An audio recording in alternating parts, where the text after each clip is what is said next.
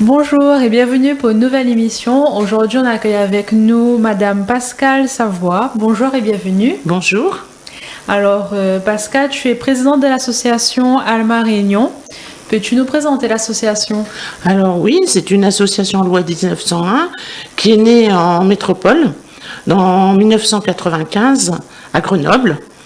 Le professeur Robert Huguenot qui a créé cette association et ensuite elle s'est étendue au fur et à mesure en métropole et dans les DOM. Donc pour ce qui est de la Réunion, c'est en septembre 2000 qu'on l'a créée. Donc ça fera 18 ans que nous existons en septembre prochain. D'accord. Et donc, toi, tu es depuis quand dans cette association-là? Alors moi, je suis la présidente fondatrice. D'accord. Donc en 2000, mais je n'étais pas dans l'association vraiment puisque je travaillais encore à l'époque. Oui. Donc je n'étais pas disponible. J'étais dans le conseil d'administration, j'allais aux assemblées générales.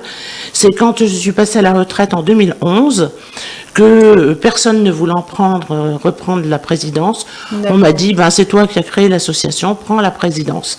Donc c'est comme ça que depuis 2011, je suis présidente de cette association. D'accord. Et aujourd'hui, vous êtes à combien dans l'association? On n'est pas nombreux, parce que vous savez que le bénévolat est en crise. Oui. Pour toutes les associations, c'est très difficile de recruter des nouveaux bénévoles. Donc nous sommes à 10, sachant que il faut pour une permanence téléphonique 3 personnes, 2 écoutantes dans un bureau et une référente dans le bureau d'à côté, sachant que les écoutants, quand le téléphone sonne, ils décrochent, parlent. Il y en a une qui parle et fait parler, et l'autre en face qui écrit. Parce qu'on ne peut pas à la fois écouter, écrire, c'est difficile. Et quand l'écoute d'une personne est terminée, un dossier est fait par ses écoutants et ce dossier passe au référent dans la pièce d'à côté. Ce référent est chargé de donner une suite à ce signalement. Voilà. D'accord. Et donc, quelles sont les missions d'Alma Réunion? Alors, Alma Réunion a pour mission principale d'aider les personnes âgées et les personnes handicapées des 18-60 ans, pour séparer les deux publics. Donc, d'aider ces personnes-là à sortir de la maltraitance. Et donc, d'aider aussi les maltraitants, parce que les maltraitants ne sont pas forcément maltraitants parce qu'ils veulent être maltraitants, mais ils peuvent être en burn-out, ce qu'on appelle en burn-out, c'est-à-dire tout seul pour s'occuper de la personne âgée ou de la personne handicapée, lourdement handicapée. Donc ça peut durer des mois, des années, et la personne est toute seule en face de son malade, donc elle peut faire ce qu'on appelle le burn-out, et quand on fait un burn-out, on passe de l'autre côté, on devient maltraitant. Donc nous, on aide les deux, les personnes maltraitées quand il y a vraiment maltraitance, et la personne qui est l'aidant qui a maltraité. Bon, maintenant, il y a des situations qui sont graves, qui atterrissent chez le procureur, mais c'est assez rare. Voilà. Et vous vous situez où sur l'île de la Réunion? Alors, comme on est une écoute téléphonique, on ne peut pas venir nous voir, on ne peut nous contacter que par téléphone, les jours de permanence, que par courrier, par courriel, on peut nous adresser donc tout ça. Et on se trouve, notre local d'écoute se trouve à Saint-Paul. Voilà, tout simplement parce que on nous a offert à l'époque 2 bureaux dans l'enceinte de l'ancien hôpital psychiatrique où on paye un loyer très modeste. Donc c'est pour ça qu'on s'est installé là. Voilà. Et est-ce que vous travaillez avec des partenaires ici à La Réunion? Ah, tout à fait. Parce que, comme je vous dis, on est une écoute téléphonique, donc qui fonctionnant avec 2 écoutants, un référent à chaque permanence. On n'a que 2 demi-journées de permanence parce qu'on n'est pas assez nombreux au niveau des bénévoles. Si on en a plus un jour, on pourra ouvrir d'autres créneaux horaires dans la semaine. Mais pour le moment, on est là le mardi matin de 9h à midi et le jeudi après-midi de 13h à 16h.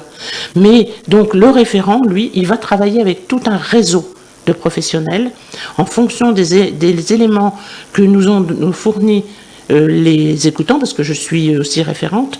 Donc au vu des éléments que nous ont fait passer les écoutantes, on va regarder vers qui on va se tourner pour faire vérifier qu'il y a bien une maltraitance.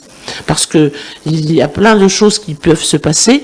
Si par exemple votre voisin ou un membre de votre famille a des griefs contre vous, vous lui avez piqué un morceau de terrain ou fait autre chose, il va essayer de se venger en disant tiens, je vais dire que tu t'occupes mal du parent. Donc il suffit que le partenaire du réseau qu'on a sollicité, il va à domicile et lui, il va se rendre compte tout de suite s'il y a une maltraitance ou pas. Voilà. S'il y a une maltraitance, eh bien évidemment, il va aider le maltraité et il va aider le maltraitant. Donc nous ne faisons pas, nous sommes là pour envoyer à nos partenaires une fiche d'information préoccupante, ce qu'on appelle une fiche d'information préoccupante, et ce partenaire, il va aller faire ce qu'il doit faire, une enquête à domicile, sans dire que c'est Alma qui les a envoyés, parce que bon, ils vont trouver, comme les personnes âgées et les personnes handicapées sont des personnes fragiles et vulnérables. C'est la fragilité, vulnérabilité, font le lit de la maltraitance. Une personne âgée qui a 85 ans, qui est bon pied, bon oeil, vous n'allez pas pouvoir la maltraiter. Elle va se défendre, elle va vous... Voilà. C'est les fragiles et vulnérables qui ont besoin d'aide au quotidien qui vont être victimes de maltraitance. Voilà. Donc, la personne sollicitée du réseau va aller faire l'enquête à domicile et va nous répondre. Il y a maltraitance, il n'y a pas maltraitance. S'il y a maltraitance, voilà ce qu'on a mis en place. S'il n'y a pas maltraitance, on nous dit de classer le dossier. D'accord. Voilà. Et vous êtes en collaboration avec qui? Alors, notre principal collaborateur, c'est le conseil départemental, les travailleurs sociaux de terrain et les services des actions de santé du département. Pourquoi ça? C'est parce que depuis le début de la création de l'association, dans le schéma gérontologique départemental, nous sommes inscrits comme partenaires incontournables de la lutte contre la maltraitance à La Réunion. Voilà, donc c'est notre interlocuteur premier. Sinon, on peut, en fonction des éléments du dossier, appeler un médecin traitant qui va régulièrement et qui va nous dire, écoutez, non, j'ai pas vu que la personne était maltraitée, pourtant j'y vais deux fois ou 3 fois par semaine. Non, la personne est bien traitée, il n'y a pas de souci. Ou on va appeler un CCAS, un centre communal d'action sociale, qui connaît la personne qu'on nous a signalée comme maltraitée, qui connaît cette personne au travers d'un service d'aide à domicile, par exemple. Donc l'aide à domicile, elle peut repérer des choses. Alors, jusqu'à il n'y a pas très longtemps, nous avions très peu de signalements des professionnels. C'était surtout des voisins, des amis, un autre membre de la famille. Mais grâce aux actions de communication que nous faisons très régulièrement, partout où on nous invite, on y va. On fait si on nous demande de venir faire une sensibilisation à la bientraitance dans un EHPAD, une maison de retraite. On nous demande de venir dans des centres de formation qui forment des jeunes au métier d'aide à domicile. Donc, grâce à toutes ces actions qu'on accepte, on intervient gracieusement partout. On commence à mieux nous connaître et on commence aussi à savoir qu'on peut nous appeler de façon anonyme. L'anonymat permet aux gens d'appeler plus facilement.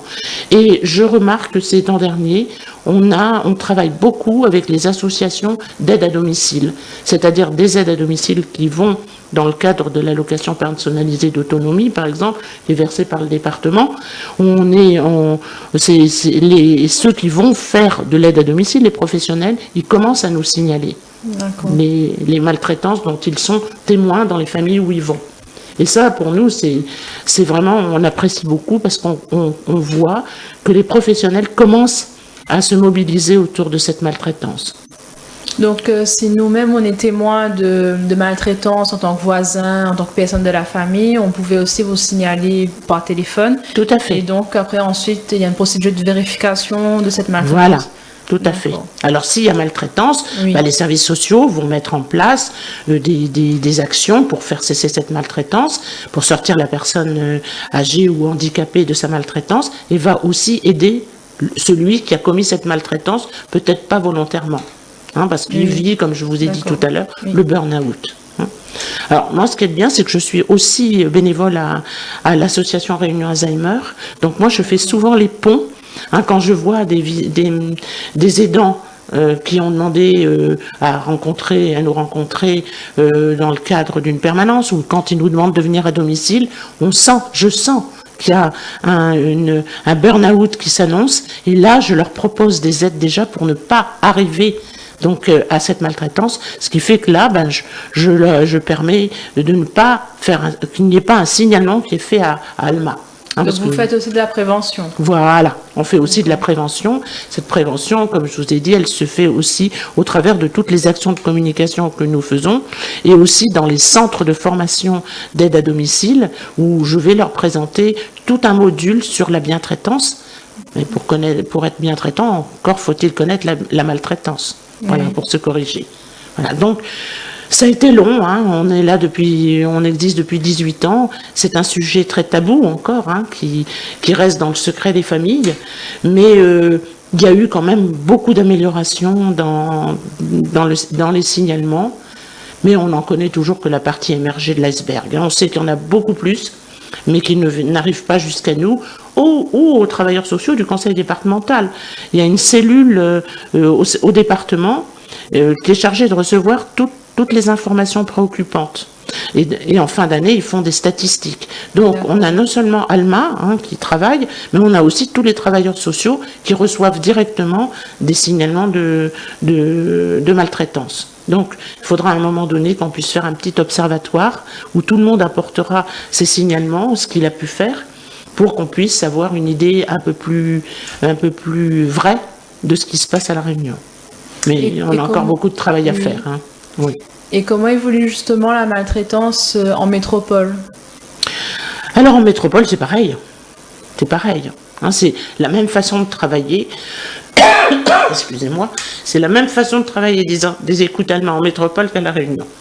Oui. Et puis, ce qu'il y a aussi, c'est que nous avons une fédération, la fédération nationale, 3977. Alors, on tape 3977, on tombe sur une plateforme qui fait de l'écoute. Mais les gens qui travaillent dans cette plateforme sont des salariés. Donc, ils écoutent et après, ils envoient dans les antennes concernées, par Internet, la même chose que la fiche que nous faisons à La Réunion. Et à partir de là, le référent, parce que là, c'est le référent qui prend directement, parce que l'écoutant a déjà fait le travail en métropole, donc au 3977, et le référent à La Réunion va faire la suite. Voilà. D'accord. Parce que vous pensez bien, excusez-moi, vous pensez bien que n'étant ouvert que le mardi et le jeudi, il y a des gens qui nous appellent un autre jour.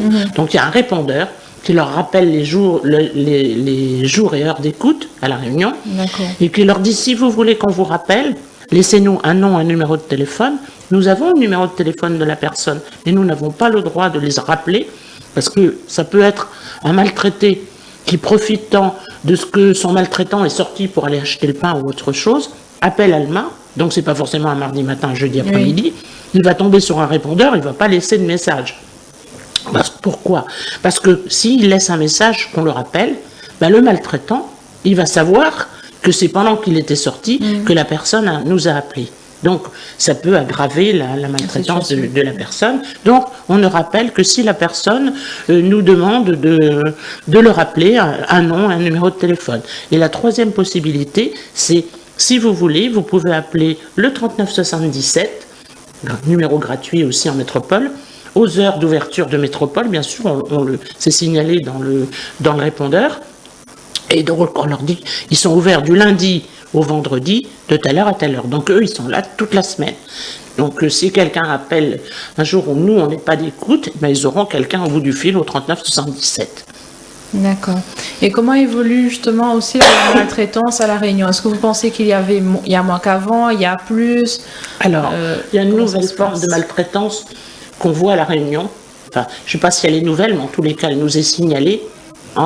C'est la violence financière. D'accord. On en a, c'est celle qui est la plus importante, en tous les cas, dans le rapport d'activité 2017 et 2016. Donc, des gens qui sont au chômage ou qui ont de très petites ressources, même si le parent a une retraite qui n'est pas très grosse, mais ça tombe tous les mois, et on estime que la personne âgée n'a pas besoin d'autant de choses que la personne jeune, et là, on va lui prendre son argent. Ou alors, on a aussi ce type de maltraitance où des personnes âgées ont des petits biens, décident devant notaire d'aller donner ces biens, donc de donner ces biens de leur vivant pour éviter à leurs enfants, quand ils vont mourir, de payer des taxes à l'État. Donc, ils vont chez le notaire pour faire la donation. Le notaire protège la personne en disant, vous gardez l'usufruit de la maison où vous êtes, jusqu'à votre mort.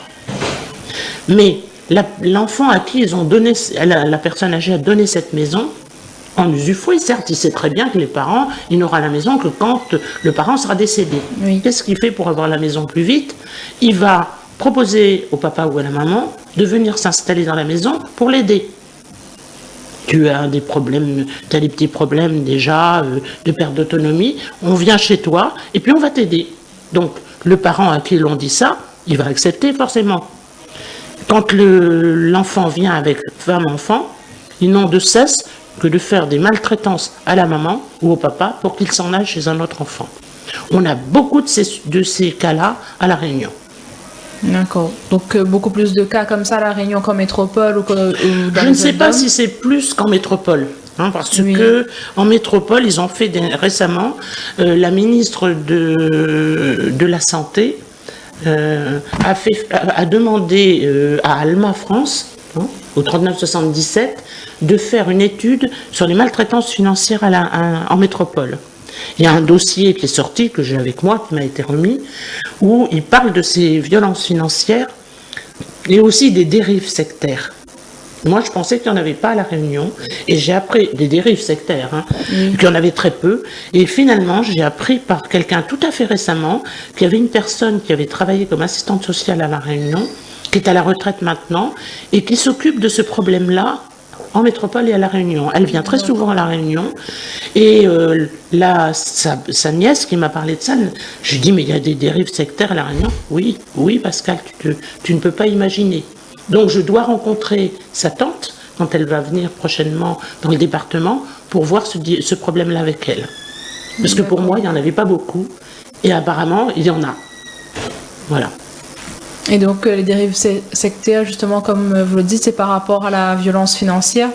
Il y a de la violence financière parce que ces sectes où les personnes qui viennent faire du démarchage à domicile, etc., et ils viennent prendre l'argent des personnes âgées. D'accord. Voilà. Donc c'est pour ça, c'était dans le rapport des maltraitances financières, il y avait aussi la dérive sectaire avec. Parce que justement, comme on le sait, on a vu des documentaires à la télé, les sectes qui recrutent des personnes fragiles et vulnérables, elles finissent par leur prendre tout leur argent et prendre aussi toute leur liberté. Donc voilà.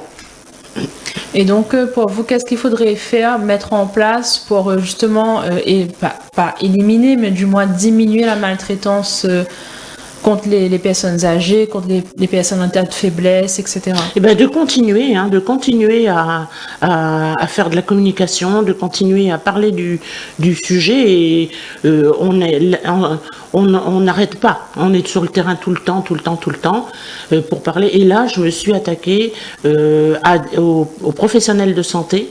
Oui. Qui vont à domicile, les infirmiers, les masseurs kinésithérapeutes, les orthophonistes, etc. Donc, j'ai commencé un travail avec eux, au travers de leur syndicat.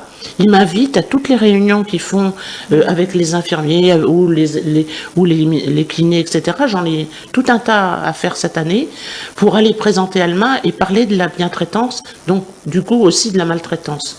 Donc, je pense que plus on pilonnera, plus on parlera, plus on expliquera comment Alma fonctionne, je pense qu'on arrivera au fur et à mesure déjà à avoir plus de signalements et en faisant de la prévention, permettre aux aidants familiaux, quand ils arrivent à saturation, de pouvoir demander de l'aide.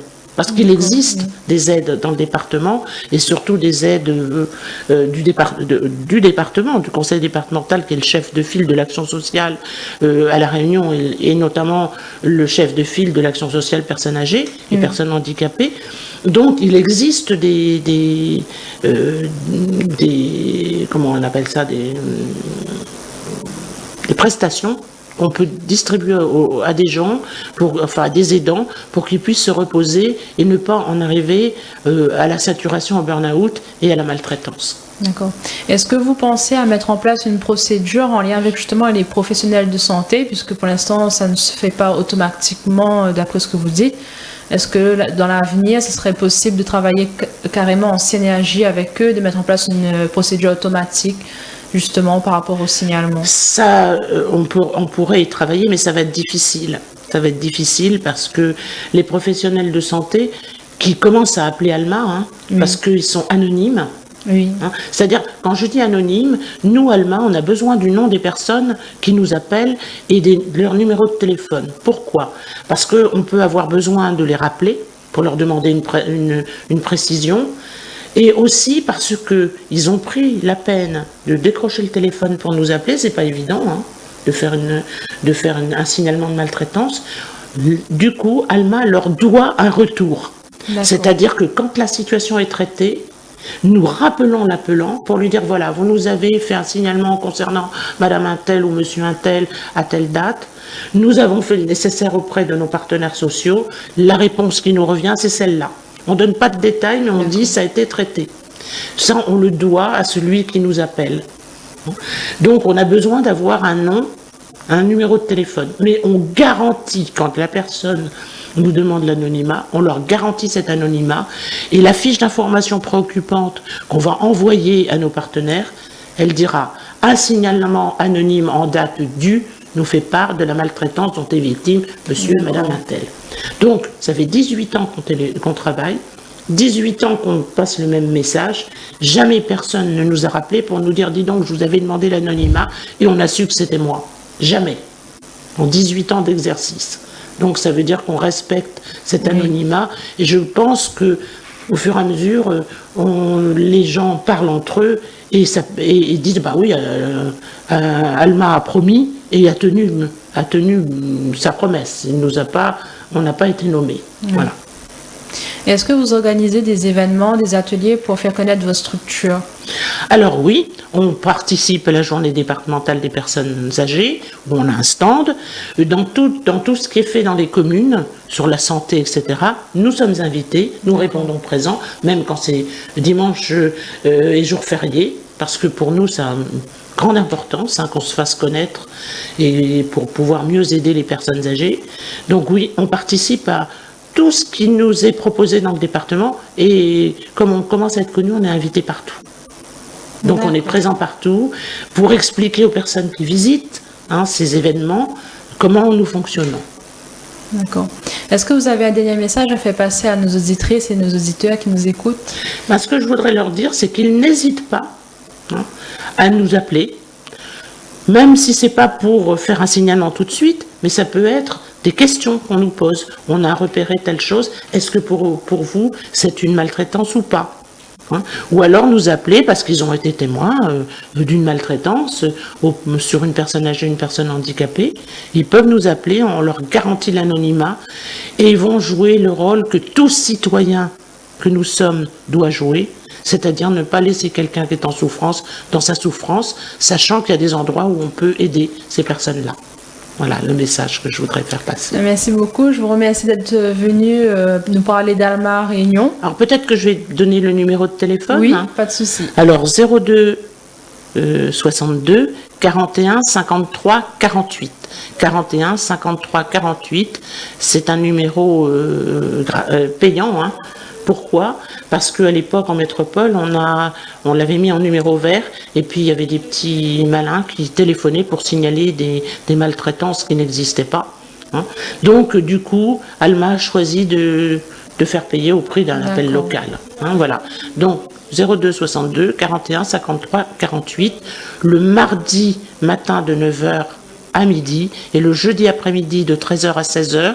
Les autres jours, ils peuvent nous laisser un message pour qu'on les rappelle, mais il faut qu'ils nous laissent leur nom et un numéro de téléphone pour qu'on les rappelle. Et ça, toujours dans l'anonymat, s'ils le souhaitent. D'accord, voilà. Merci beaucoup pour le message. Et c'était Pascal Savoie, présidente de l'association Alma Réunion, Allo Maltraitance des personnes âgées et ou handicapées. Je vous dis à bientôt pour une nouvelle émission. Au revoir. Au revoir.